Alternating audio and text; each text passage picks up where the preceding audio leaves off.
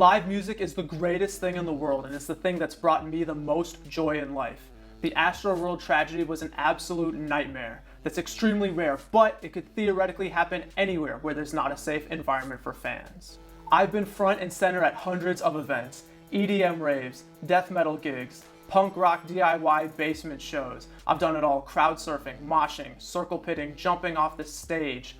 But out of all of those, rap shows have been the most dangerous. Why is that? Don't listen to the media. It's not because of the artist, it's not because of the lyrics, and it's definitely not because of any race or gender thing.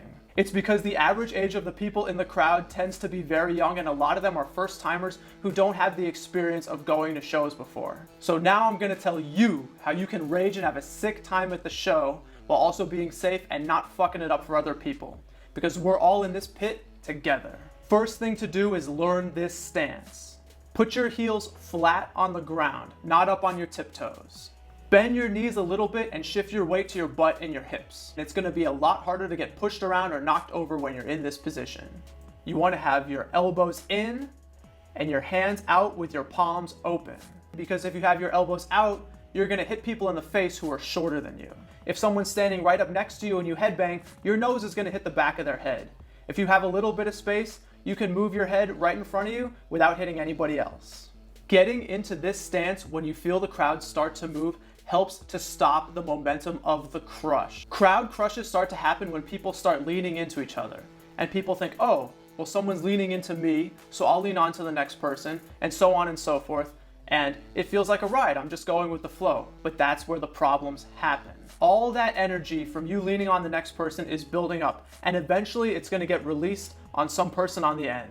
And that's where they're gonna get crushed into a wall or a barrier or onto the floor. It's gonna be with the weight of everybody behind them who's pushing, even including you. Have you ever heard of the phrase, no snowflake in an avalanche feels responsible?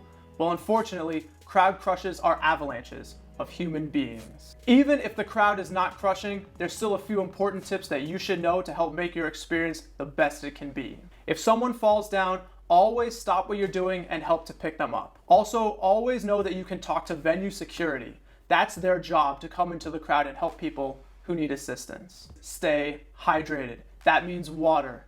I love getting wasted too, but booze will not help you when you're surrounded by hundreds of people and you're sweating. You need pure water in your system to help you go in for the whole show. You're not just there to see the artist. You're there to participate in an experience with other fans. The people who you're in the venue with are your community, and you owe to them what they owe to you, and that's respect. Rest in peace to all the victims of the Astroworld tragedy.